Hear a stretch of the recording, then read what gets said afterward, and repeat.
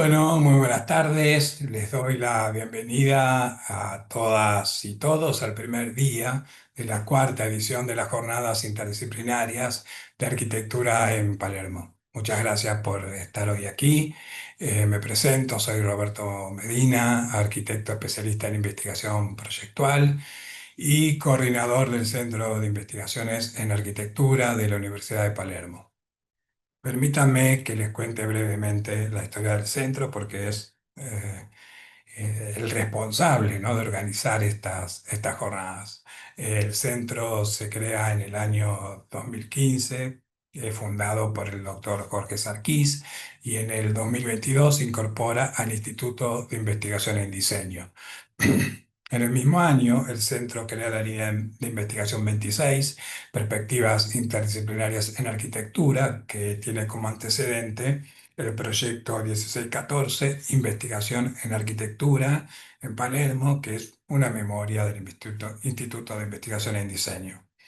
Perspectivas interdisciplinarias en arquitectura tiene como principal objetivo incentivar, producir y difundir investigación interdisciplinaria en los distintos campos de la arquitectura para impactar en la agenda contemporánea de la región, ofrecer respuestas a las demandas sobre la disciplina e internacionalizar sus resultados. En estos 3 años hemos concretado 5 proyectos que están editados o publicados en los cuadernos 175, 212, 213, 246 y 252. ¿Por qué les hablo de la línea de investigación Perspectivas si ahora estamos en un evento que se llama Jornadas Interdisciplinarias? Precisamente porque en el mismo año la línea de investigación nace a la par y está estrechamente vinculada con este evento, que es un evento académico que integra, junto con otros 9 eventos, la Semana Internacional de Diseño.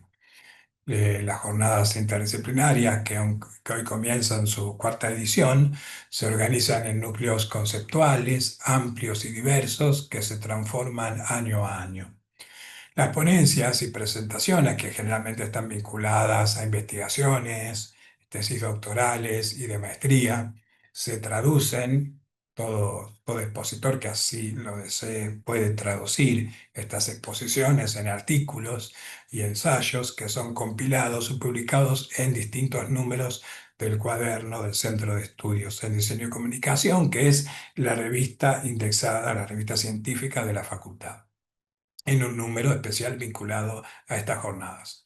Las jornadas lideran la construcción y consolidan la agenda académica y profesional interdisciplinaria en nuestra región con alcance internacional. Cada edición de las jornadas se organiza en núcleos conceptuales, como ya mencioné, que son amplios, son diversos, convocan a su vez a la comunidad académica y profesional internacional a presentar y debatir, reflexionar y proponer en torno a investigaciones y sus resultados. También en torno a prácticas de la arquitectura, ¿verdad? En su segunda edición, en el año 2023, estos ejes o núcleos conceptuales fueron la profesión y la enseñanza, la técnica y la producción, el ambiente y el paisaje, las prácticas de diversidad y género y economía y territorio, los que fueron abordados por 110 académicos y profesionales pertenecientes a 33 instituciones de 12 países. En la tercera edición, el año pasado, los núcleos se transformaron en proyecto y formación, técnica y profesión, ambiente y paisaje, historia y teoría y política y sociedad, en los que expusieron 151 investigadores y profesionales vinculados a 38 universidades de 14 países. Así que hoy damos comienzo a la cuarta edición, en esta comisión 2, que va a estar moderada por el arquitecto Emiliano Curi, que es profesor de los talleres de arquitectura, de la carrera de arquitectura, obviamente de aquí, de la Universidad de Palermo. Así que, Emiliano, el espacio es todo tuyo. Muchas gracias. Bueno, Roberto, muchísimas gracias por esta introducción. Por empezar, agradecimiento a la facultad por el espacio, al igual que a los expositores, aportando el material y sus reflexiones. Y bueno, y a los oyentes también, que luego abriremos un pequeño espacio para el debate. Vamos a hacer unas exposiciones de 10 minutos cada uno. Yo voy a avisarles 2 minutos antes a cada uno de los expositores, como para que puedan ajustar el tiempo. Y bueno, luego abriremos un pequeño espacio de debate antes de finalizar esta comisión. Así que bueno, vamos a comenzar con esta jornada focalizada en el proyecto de formación, con la ponencia de Diana María Bustamante Parra, de Colombia, explorar, analizar, construir metodologías creativas en la enseñanza del diseño de vivienda. Hola, buenas tardes a todos. ¿Me escuchan bien ahí? Perfecto, sí. Listo, estamos listos para iniciar. Bueno, como lo mencionabas, la ponencia tiene como nombre explorar, analizar y construir, justamente porque va a retratar una experiencia personal desarrollada en las aulas en la enseñanza del diseño arquitectónico de vivienda, específicamente en el tercer semestre de la institución universitaria Colegio Mayor de Antioquia, a la cual pertenezco. Estos 3 ejercicios justamente lo que quieren es mostrar diferentes alternativas que busquen una diversidad en las dinámicas del aula, que tal vez den como una vuelta a unas prácticas más típicas, pero que igualmente impacten en el aprendizaje de el habitar, de las formas de vida y de la construcción, digamos, del espacio.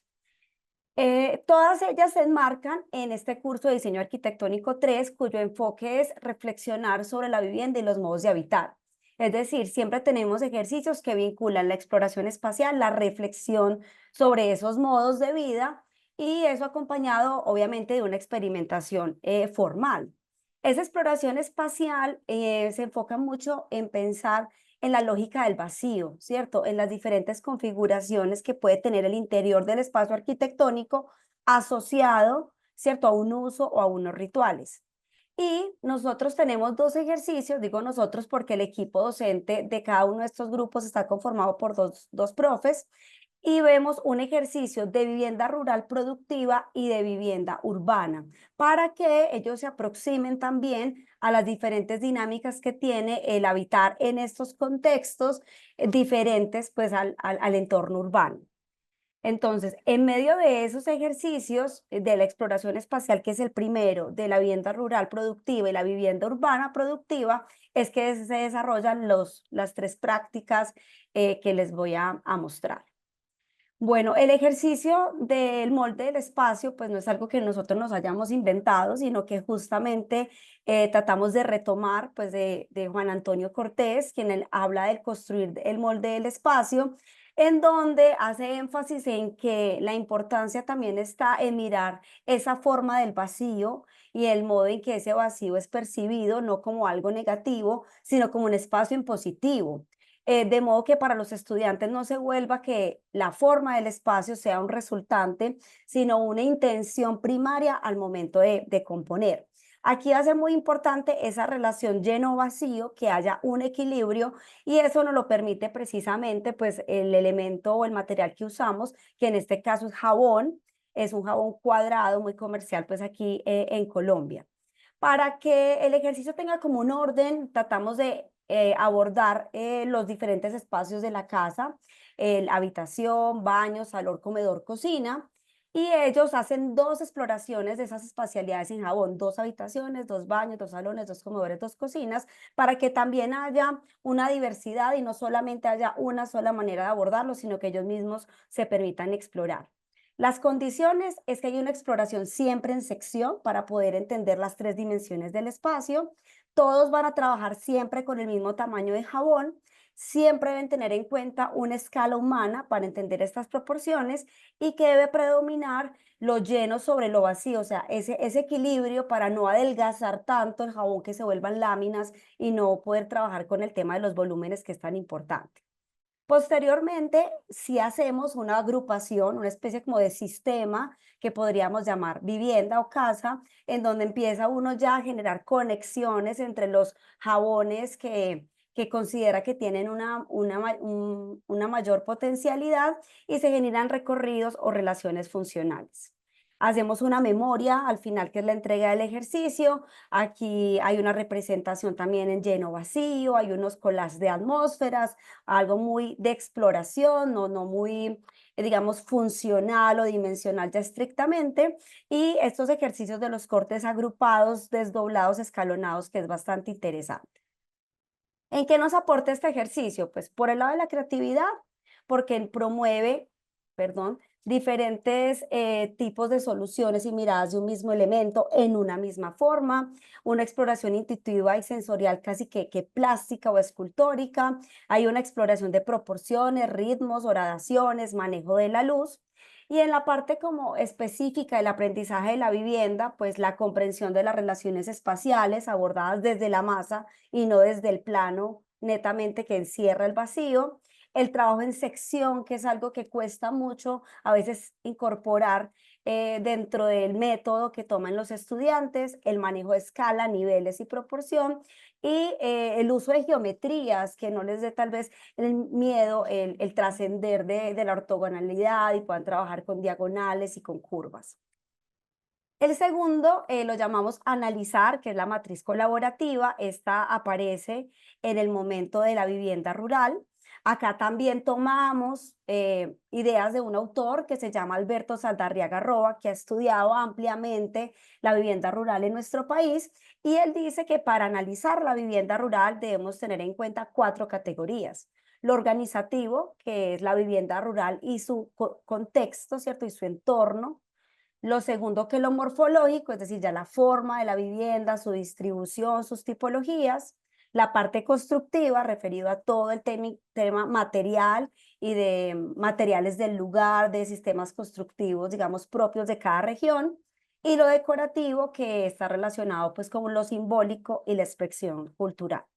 Entonces, ¿en qué consiste el ejercicio? Pues hay una duración que siempre la marco en cada una de las diapositivas. Esta es de una sesión, un ejercicio grupal entre 4 y 5 estudiantes, y se hace una asignación por regiones. ¿Cuáles regiones? Regiones culturales en Colombia: andina, cafetera, isleña, Pacífico y Caribe. Después hay una investigación previa que ellos hacen antes de la sesión donde hacemos la matriz, donde empiezan a identificar esas categorías específicamente en su región, y pasamos a hacer la realización de la matriz. Aquí ellos van a hacer con gráficos y esquemas muy rápidos en el tablero del aula el análisis, digamos, síntesis de cada uno de los aspectos, y al final hay una socialización y una comparación entre regiones, que es muy importante para que ellos no solamente aprendan de su región, sino también de las demás observadas. Aquí ya hay como unas imágenes que ejemplifican esto. Este es el primer momento. Ellos llegan con la investigación previa documental y la comparten. Luego van pasando en el tablero a hacer estos dibujos. Principalmente predomina lo gráfico, muy poco texto, que es como lo expresas rápidamente. Luego de completar como este primer renglón, que es la primera categoría, se hace la socialización. No se espera llenar todo para socializar, sino de esa manera podemos irlo haciendo comparativa y transversalmente. Posteriormente, pasamos con la segunda categoría. Es una actividad, como digo, rápida. No es que yo voy a usar la regla o que yo lo quiero hacer perfecto, sino justamente incita como a ese pensamiento creativo, y este es el resultado. Acá entonces logramos ver una síntesis comparativa, analítica de cada una de estas propuestas. ¿Cuáles son los aportes? A la creatividad, pues porque estimula esa representación gráfica rápida y expresiva y el pensamiento visual. Al entendimiento del ejercicio, porque promueve un análisis integral, ¿cierto? Por categorías. Facilita el aprendizaje de diferentes regiones, no solamente de la que cada uno está analizando, y estimula una reflexión colectiva. Ya para terminar, la tercera categoría habla de construir las medidas de la casa. Es un ejercicio también que buscaba, digamos, un enfoque muy práctico, poniendo en juego el cuerpo como medida de herramienta de medida. en donde ellos, a partir de grupos que se organizan, en este caso aleatoriamente, entre 8 y 9 estudiantes, van a definir una propuesta de vivienda de 50 metros cuadrados con 2 fachadas abiertas. En este caso, cada uno previamente lleva una propuesta de vivienda, ellos se reúnen al inicio de la sesión, más o menos 40 minutos para esto, y entre todos definen una o la conjunción de varias para definir su propuesta. Pasamos a la parte ya de la definición y el trazado y la ubicación, considerando el norte real, la ubicación real, el asoleamiento real. Y posteriormente se hace entonces todo el trazado de muros, ventanas, puertas, mobiliario para reflexionar también sobre el uso y el movimiento del espacio. Acá también hay cambios a medida que lo van haciendo, hay asesoramiento del docente y es realmente esa, digamos, primera experiencia donde ellos se pueden enfrentar a lo que es la escala real de lo que alguna vez dibujaron o pensaron en el papel. Más o menos demoramos 2 horas y media y y más o menos, dependiendo del tamaño del grupo, se pueden llegar a hacer 2 o 3 propuestas. Esto es muy bueno porque luego las socializamos, las comparamos. Hay también como una especie como de evaluación o de criterios sobre los cuales hablamos y genera pues como una comprensión del ejercicio y de los pros y contras de cada uno. Los aportes de la creatividad es que aquí el estudiante tiene una mirada mucho más activa, logra, digamos, definir unas decisiones proyectuales más rápidas, además experimenta con proporciones y escalas, desde el aprendizaje, pues el diálogo entre propuestas, el trabajo en equipo y la apropiación de las dimensiones reales, creo que es lo más importante. Ya para terminar, pues las conclusiones de esta triada de explorar, analizar y construir, pues creo que en general los 3 ejercicios fomentan actitudes abiertas y experimentales frente a ejercicios de diseño, que trascienden esos modelos convencionales, que potencian la imaginación proyectual. En cuanto a la parte de análisis, desarrolla en ellos habilidades para observar, representar y comprender, promueve una lectura crítica, pero también comparativa siempre entre regiones o entre propuestas o entre espacios y articula el pensamiento en acción, o sea, el hacer con las manos, el transformar en el aula en un espacio activo y que al construir o el hacer integra lo técnico, lo estético y lo funcional. Bueno, eso es todo. Les agradezco mucho por el espacio. Bueno, muchísimas gracias, Diana. A ustedes. Bueno, vamos a continuar con Verónica Luciana Copelo, de Argentina, con su ponencia Paisajes híbridos fluviales de convivencia. Muchas gracias. Ahí comparto pantalla. Verónica, por favor, acércate al micrófono, así Sí. podemos escucharte bien. Gracias. Ahí está. A ver. Ahí está bien. Ahí se ve bien. Sí, sí, perfecto. Buenísimo. Bueno, hoy voy a hablar un poco sobre la tesis de maestría de investigación proyectual en curso. Hoy tengo el plan de tesis aprobado y también hay un proyecto de investigación, sí, que se llama Arquitectura de Coexistencia, que toma algunos de los temas que estoy trabajando en la tesis y los desarrollo ahí también. En ambos casos trabajo con esta idea de una propuesta para para reconfigurar el modo de organización en humedales. La tesis se inserta dentro de Argentina, en el área metropolitana de Buenos Aires, en la zona norte, específicamente en Belén de Escobar, especialmente en esta zona, porque más allá del contexto global de la crisis climática y la emergencia ambiental y el proceso de antropización y destrucción de los humedales que se viene desarrollando no solo en Argentina, sino que en otras partes del mundo, tomo específicamente este sector porque era una zona donde los humedales tienen mucho protagonismo. Toda esta zona de la cuenca antes era agua y los humedales aparecieron cuando el agua se retiró, con lo cual es una zona muy particular y donde había una gran extensión de humedales que en los últimos 30 años viene siendo no solo antropizada, sino directamente destruida. Acá tengo una sucesión de imágenes que fui armando de cómo fue transformándose el área de Belén de Escobar.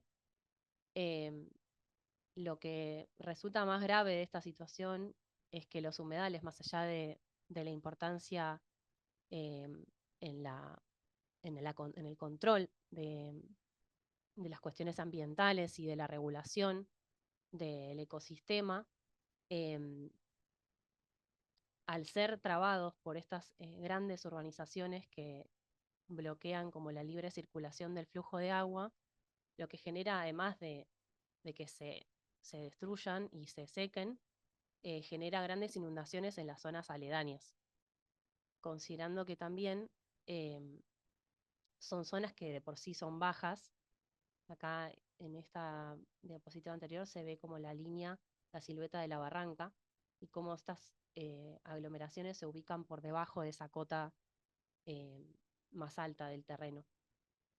Em, Acá comparto, por un lado, una imagen de un clasificado de un diario donde muestra como eso que se busca de la relación con con el agua y por qué estos grandes desarrollos urbanos han tenido mucho crecimiento.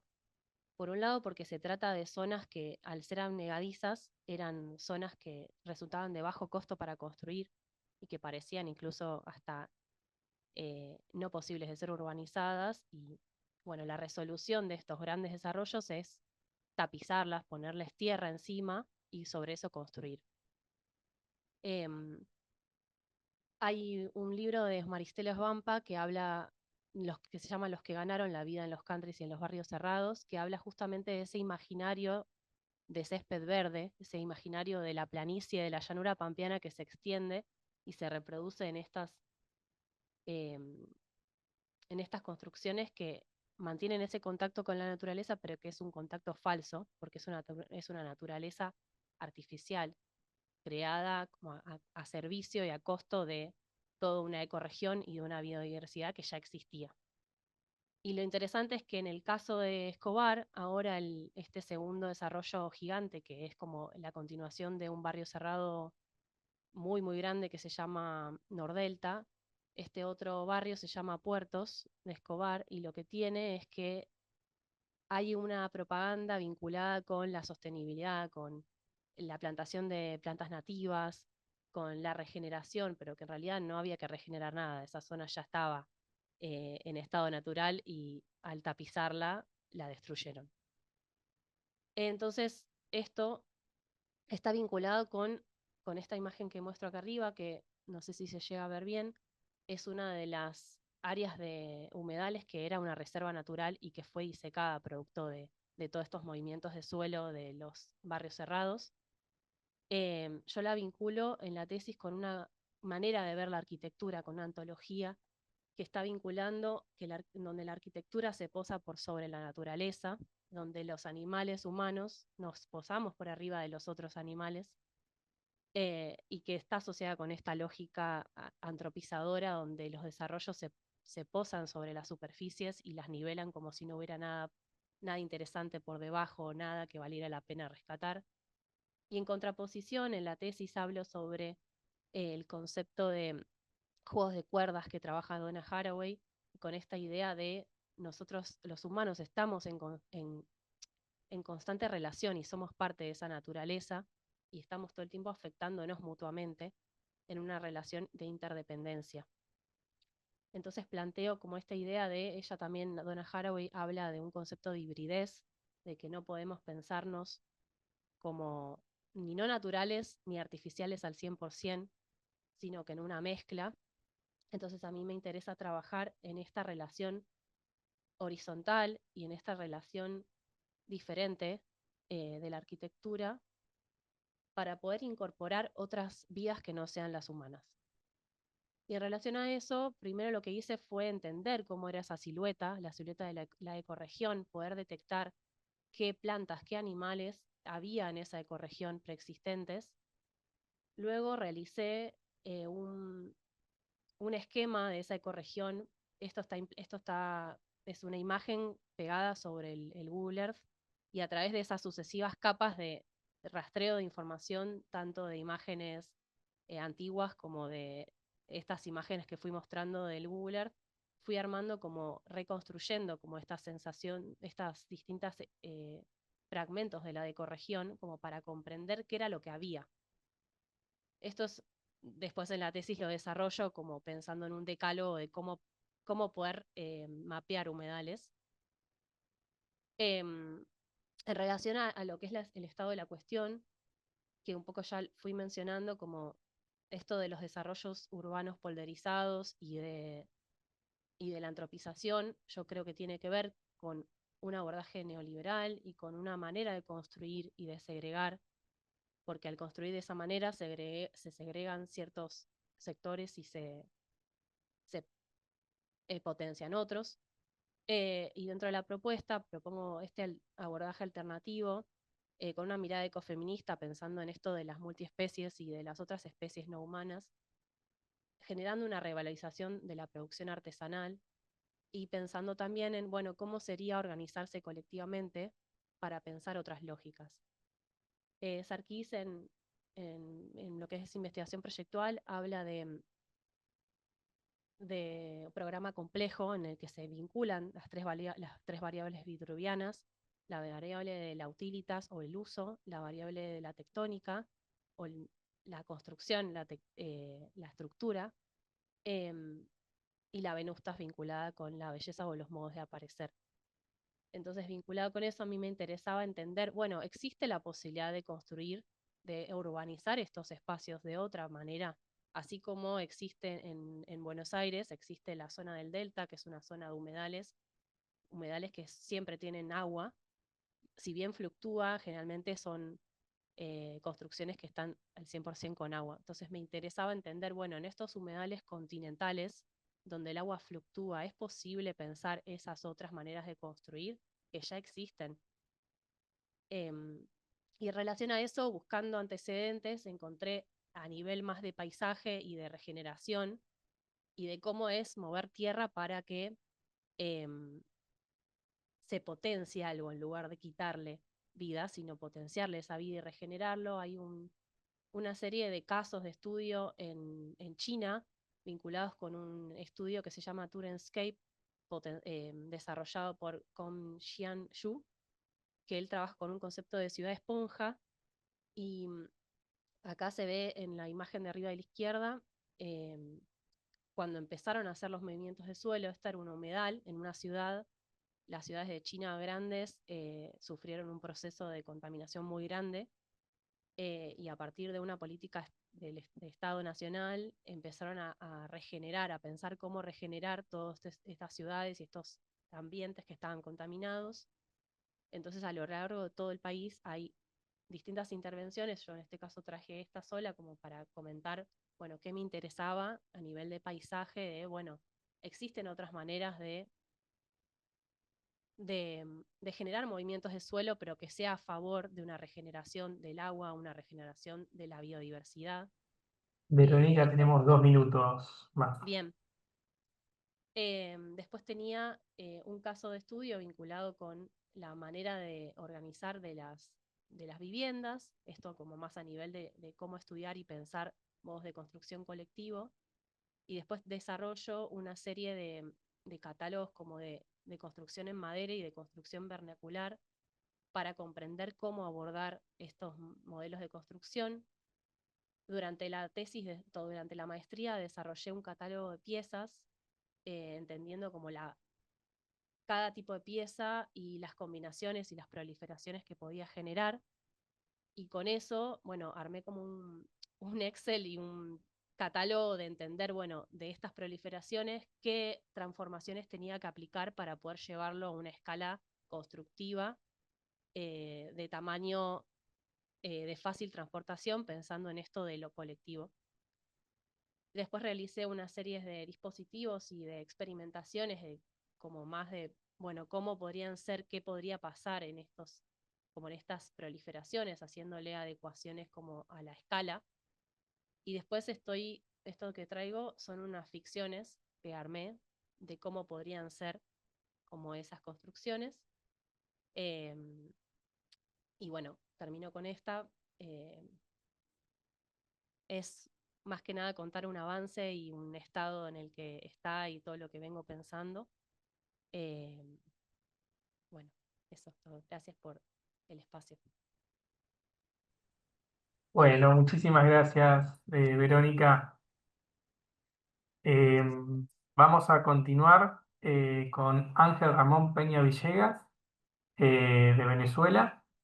Su ponencia se titula Tópica arquitectónica, argumentación del pensamiento proyectual desde la lógica peirceana. Hola, gracias. Ya comparto. Acá estoy. ¿Me comentas, por favor, si se ve bien? Sí, sí, vemos perfecto, gracias.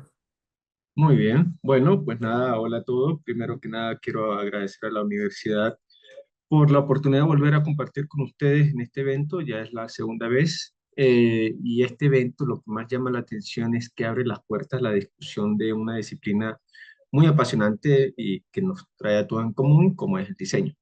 Bien, mi nombre es Ángel Peña y hoy vamos a hablar de algo que todos hacemos de manera consciente o inconsciente, y es diseñar. Aunque todos lo hacemos, en esta ocasión me voy a enfocar particularmente en los arquitectos. Como tales, esta acción se refiere a la forma en que cada uno diseña su proyecto, su decisión, incluso me atrevo a decir cómo organizamos los procesos creativos. Vale entonces preguntarse si alguna vez nos hemos preguntado qué pasa en nuestras cabezas cuando tenemos una idea incluso genial y queremos hacerla realidad. ¿Hemos pensado sobre eso? Esta chispa, ese proceso de transformar una idea abstracta en algo concreto, es lo que llamamos pensamiento proyectual. Es como un superpoder que nos permite construir un futuro, una pieza a pieza, un ladrillo a la vez. Pero ¿cómo le damos estructura a este superpoder? ¿Cómo nos aseguramos de que nuestras ideas no se queden solo en un sueño y que se conviertan más bien en algo real? Y sobre todo, y este es el punto importante, en algo significativo. Pues bien, para esto es donde entran los aportes de un gran pensador llamado Charles Sanders Peirce, la semiótica de Peirce. Él nos dejó una herramienta que podría decir una herramienta secreta, una especie de mapa que nos ayuda a analizar, a descomponer y a reconstruir nuestras ideas de una forma muy, muy personal. Pero al mismo tiempo, y es lo importante de él, que lo hace comprensible, la puede hacer comprensible para todos. Pensemos en esto por un segundo. Todo nuestro alrededor es un signo, ¿bien? Desde un emoji que enviamos hoy por hoy en estas tecnologías que tenemos, hasta una canción y, pues, por supuesto, la arquitectura y las edificaciones que se construyen. Un signo viene a ser algo que significa algo más, desde los emojis, las canciones y la arquitectura. Peirce nos dice que este signo, para que sea completo y entendible para otros, necesita tres cosas, y de allí el famoso triángulo de Peirce. Primeramente, está el signo en sí mismo, que es la forma en que se nos presenta esa idea o ese pensamiento. Tenemos también el objeto, que es a lo que se refiere esa idea, el objeto, la cosa real que contiene la idea. Y el interpretante, que no es más sino el significado que le damos a ese signo en nuestra cabeza. Sé que parece un poco complicado, lo sé, pero la magia de Peirce es que nos permite ir más allá de lo obvio. Su modelo nos ayuda a entender cómo nuestras ideas, incluso en arquitectura, se pueden construir, y de hecho lo hacen capa por capa, pieza a pieza o ladrillo a ladrillo. Ahora bien, la parte más importante y más interesante, incluso emocionante, es que Peirce transforma ese triángulo en una matriz de 9 puntos, ¿sí? Es una tabla con filas de columnas que vamos rellenando y que representan niveles de profundidad en cómo entendemos y construimos esa idea. Entonces tenemos en una primera parte la cualidad, que son las impresiones, las posibilidades, lo que simplemente es. Tenemos además el hecho o la actualidad, que son las cosas que existen, las acciones, aquello que es real, y lo quisiera poner entre comillas, pues sabemos que existen distintos planos para ello. Pero entendámoslo como lo que es tangible. Y la ley o los hábitos, que son las reglas, pensamiento, las leyes que nos ayudan a entender esas cosas y sobre todo a que sean coherentes. Esta matriz es como un lienzo en blanco que nos permite llenarla con nuestras propias ideas. Nos permite organizar nuestro pensamiento proyectual y hacerlo muy, muy personal. Esa matriz, a partir de las investigaciones y del trabajo que he realizado, pues lo llevo al pensamiento proyectual en arquitectura y esto es lo que he descubierto. El representamen, que es el pensamiento proyectual en sí, el signo, es la cualidad del pensamiento que lo vamos a entender como flexible, paramétrico, paralógico, de manera tal que se pueda adaptar a cualquier situación. Diagramas y discursos como herramientas metodológicas son las formas en que se presenta ese pensamiento proyectual. Y la ley es que es complejo y rizomático, es decir, no es lineal, tiene muchas conexiones, eso lo podemos ver en el pensamiento proyectual. En la segunda encontramos el objeto, que es a lo que se refiere mi pensamiento, su pensamiento proyectual, y que podríamos decir se basa fundamentalmente en conceptos y esquemas, bien, que hemos aprendido o que ya tenemos en nosotros. Pero lo cierto es que forma parte de nuestro perfil y nuestra personalidad arquitectónica y que organizamos a través de un menú diagramático. Este menú diagramático, así como otras cosas que voy a ir mencionando, son parte de una investigación más amplia que he desarrollado, pero es un menú que básicamente es una guía conceptual con lo que construimos. Y luego se materializa en la toma de decisiones. Vamos viendo cómo se va complejizando, pero a la vez se hace más explícito el proceso de pensamiento. Y en última instancia tenemos el interpretante, que es el significado que le damos a ese pensamiento. Este se puede entender a través de 3 momentos proyectuales claves del proceso de diseño. Muchos lo llaman de diversas maneras. En mi caso, yo los he llamado concepción, gestación y concreción del proceso creativo, que se convierten luego en algo real y que podemos recopilar en una especie de biblioteca artefacto. Es decir, los edificios que tenemos de referencia. Esta biblioteca artefacto también hace parte de un modelo mucho más amplio que pues ya he compartido anteriormente acá y también lo compartimos la semana pasada en el coloquio. Esta biblioteca hace parte de nuestros recursos para materializarse. Y finalmente, la propuesta, que es la conclusión estructurada del proceso. ¿Sí? Lo pueden ver, este es un mapa que usado por los arquitectos nos sirve para hacer las ideas más sólidas y conscientes. Nos ayuda a entender el por qué y el cómo estamos creando, no solamente el qué estamos creando. Así con la matriz, esa matriz que vimos, podemos ver el pensamiento proyectual como un signo total, bajo la misma explicación del triángulo de Peirce. El signo en sí mismo se puede manifestar a través de una metodología proyectual, que es la que nos presenta el pensamiento proyectual. El objeto, siendo algo tangible, pues es el proceso que cada quien utiliza y hace tangible ese pensamiento proyectual. Boceto, papelitos por acá, papelitos por allá, cada uno tiene su propio proceso, pero eso decía que lo podemos hacer de manera muy personal. Y el interpretante es otra herramienta, otro recurso que hace parte de esta investigación más amplia, el diagrama de flujo proyectual que nos permite darle significado al pensamiento. Vale mencionar, como les dije, que todo esto, menú diagramático, pensamiento, biblioteca artefacto, diagrama de flujo proyectal, hacen parte de un modelo metodológico de pensamiento proyectual y que en otra ocasión me encantaría poder profundizar con ustedes, pero hay que entender lo que hace parte de un modelo de una cosa más grande. Ya voy cerrando. Esta lógica persiana es una especie de subir escaleras, de dominar conocimiento equivalente a la pirámide de conocimiento de Adcoff, en la que comenzamos con conceptos sueltos, los procesamos para hacerlos información, los entendemos y generamos conocimiento, para luego, y ese es el punto al que quisiéramos todos llegar, a un nivel de sabiduría porque hemos interiorizado dicho conocimiento y lo podemos utilizar de manera libre. Cuando alcanzamos esta pirámide, ponemos en valor las competencias cognitivas que son más demandadas hoy, pensar, analizar y resolver. No nos quedamos únicamente en la base de la información. Esto, entonces, ¿qué significa? Lo que significa es que tenemos una herramienta para entrenar y gestionar nuestras situaciones complejas en arquitectura, pero de manera flexible y creativa. Por supuesto, no es una fórmula mágica, pero es un mapa que nos ayuda a explorar nuestras propias ideas. Así que para terminar, quiero que piensen en esto. ¿Qué van a diseñar hoy?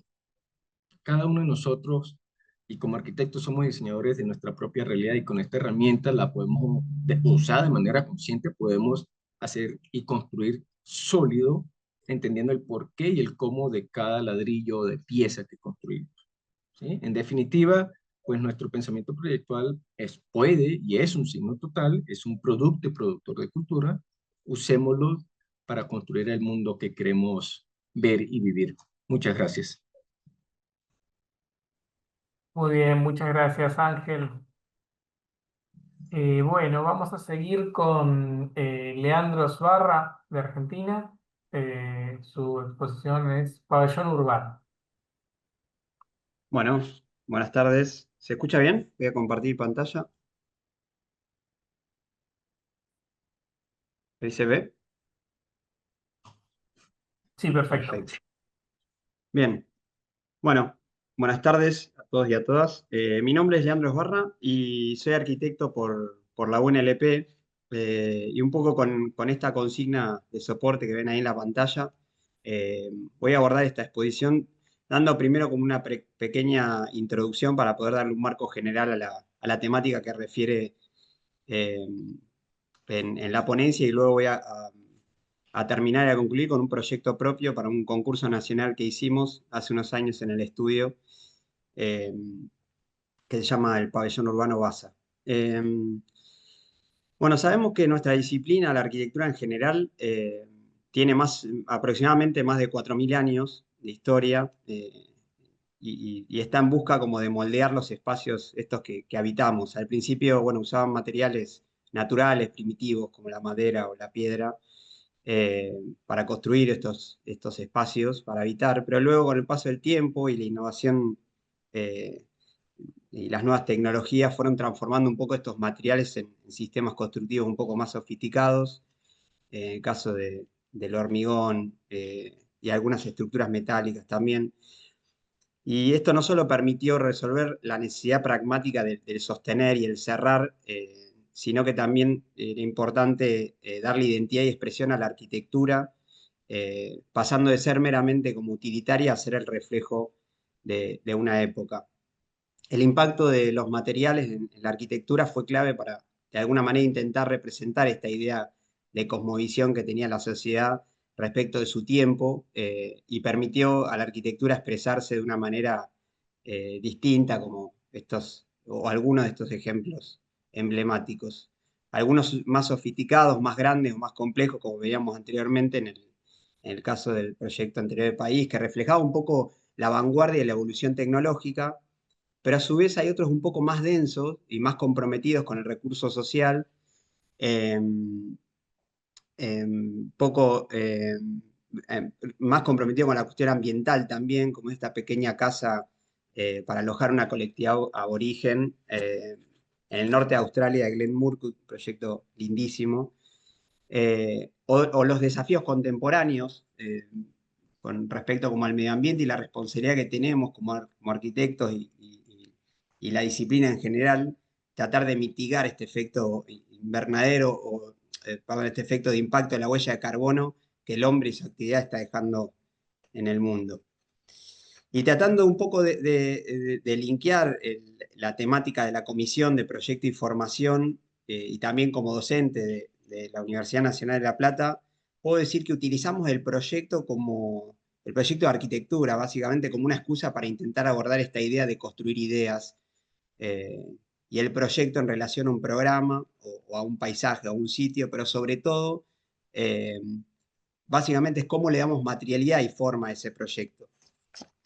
Eh, Quería traer como referencia a este libro de Kenneth Frampton, teórico importante del siglo XX, en su libro de estudios sobre la cultura tectónica, establece esta posibilidad como de entender el material en relación a la arquitectura con la materia a través de tres campos o tres líneas de acción.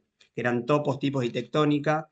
El primero, que es un poco la relación, algunos ejemplos, ¿no? La relación de la materia con el paisaje, la relación de la materia con el programa y la relación de la arquitectura con el material, un ejemplo lindísimo que siempre lo traigo a cuenta. Me va a llevar tiempo desarrollarlo, lo dejo ahí solo plasmado en imágenes.